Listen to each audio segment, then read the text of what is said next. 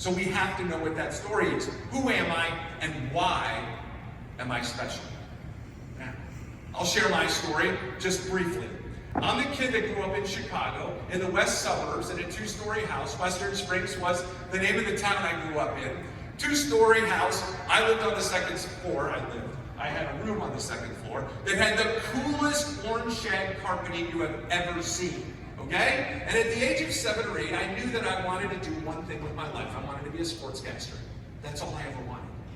I was the kid in the room. I got the tape recorder and the microphone from my parents, and I did all the games. My teams: Bulls, Blackhawks, White Sox, Bears, Mendel to Love, over to Chet Walker in the corner, shoot, scores. Bulls beat the 76ers, 103-100. We're back with more right after this. Bulls postgame is presented by Pepsi-Cola. I did that at age 8. Now, I wasn't polished. My brother was never allowed in my room to be a part of it. My friends could come over. They could be the color commentator, but I was the guy.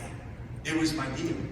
And I was the kid that laid under the sheets, listening to games with a transistor radio until I said, go to bed. I did play-by-play on family vacations, driving to northern Wisconsin, in the back seat of a Chevy Impala station wagon. Look at that boat over to the left. That farm to the right. There's cows over there worth tipping. I did all that stuff. I called every sportscaster in Chicago by the age of 10 or 12 and said, how did you get where you are? That's what I want to do. Now, I got my start in marketing at age 13. I determined that the Sun-Times and the Chicago Tribune did not do an effective job of promoting the teams that I loved so much. So I decided to write my own sports page. Now, the way I did that was I spent a lot of time with statistics, and I wrote commentaries, and I did all these different things. And then I went down to Thomas Ford Memorial Library, about 2 blocks away from my house, and I made photocopies of all the stuff that I'd written down, the pictures I'd drawn, the standings that I'd posted, and all that. Went back home, stapled it together, and if you were fortunate enough to live on the 1-block area, Grand Avenue Central Woodland, you got a copy of the official Craig Kann sports page. I hand-delivered it to your house. Now, I have no idea if anybody ever read it, really don't care, but I was a marketing guy. I worked hard. I had a paper route. I went to a large high school, 5,000 students, freshman, sophomore at one campus, junior, senior at another, Lyons Township High School. I worked at the radio station there, played 3 sports, and did play-by-play for basketball before I went to college at the University of Missouri, which was the only school at that time that owned and operated an affiliate TV station.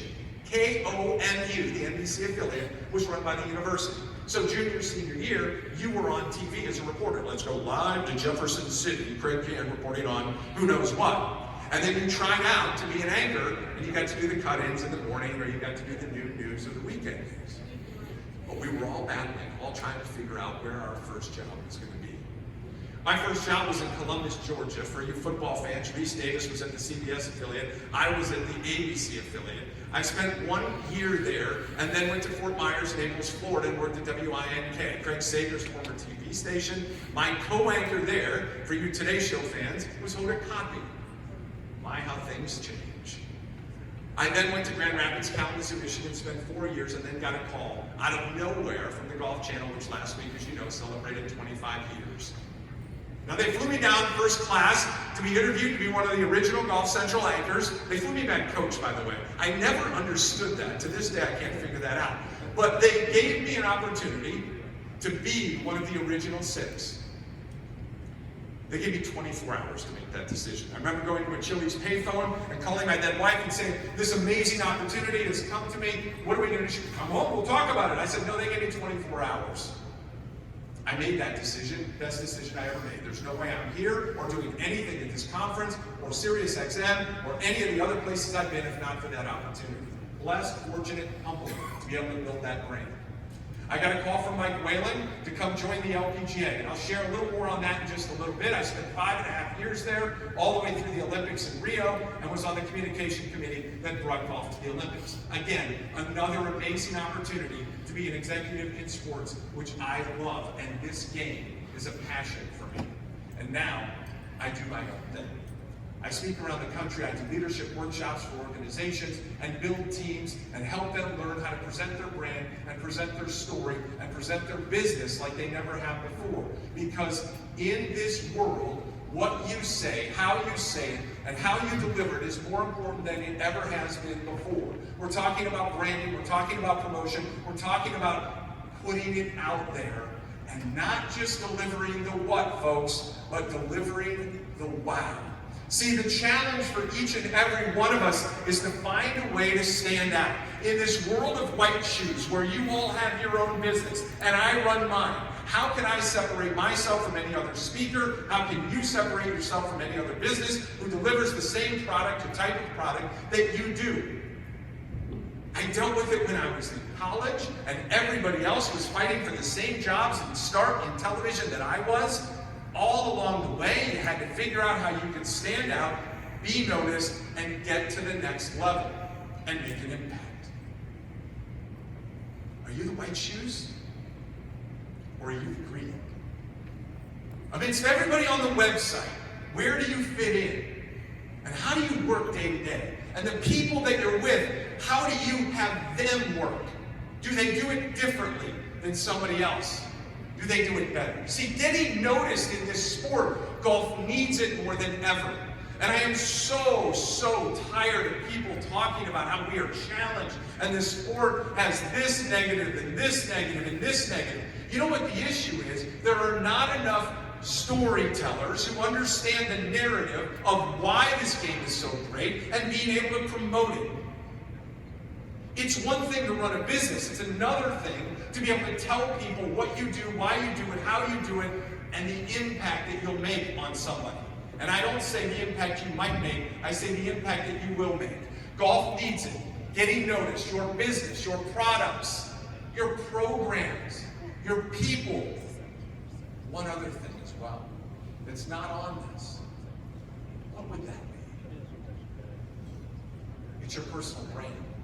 And to each and every one of you in this room that walked in here not giving yourself credit for the power that you actually have and the impact that you can make, you are cutting your legs out from under you before you ever took your seat. See, your brand is not what happens in this room when you stand up or what happens in the notes that you take, but it happens when you walk out of the room. That's when your brand begins. What will other people say about you? What will they tell other people about what you said? How will they react because of what you said? Here's a statistic for you. If you're trying to make an impact on other people, it is 10% about what you say. It is 90% about how you make people feel when you're speaking. What is your connection? What will they say about you? How will they share the news about your brand? We live in that world today that is not filled with huge marketing dollars. It's all about word of mouth. It's bigger and more important than it ever was. How are you doing today? I'm terrific. You'd probably like me to talk to you right now, wouldn't you? But I'm not going to. This guy looks like he's ready to go. How are you? Wouldn't you love to see this guy right here? Come on up here, buddy. Good to see you. I'm going to give you the microphone. You got 1 minute. This is your audience. Up to 1 minute. Something's on you. How we doing, gentlemen? My name's Nick Pease, head golf professional at Ridgemore Country Club in Chicago. Appreciate the opportunity, Mr. Kann. And a little bit about myself. Grew up on a farm, corn and bean farm, Central Illinois. My dad's still a farmer. Still wants me to be a farmer, but I love this game. I love the people in this room and the opportunity and the networking that it presents. So I had a chance to work at Medina Country Club through the Ryder Cup, and I got to meet some very influential people that led me to my first head professional position at Ridgemore Country Club, where I'm proud to be, and now looking forward to the future and trying to build a brand here for the next 5 years, 10 years, and see where it leads me. So thank you.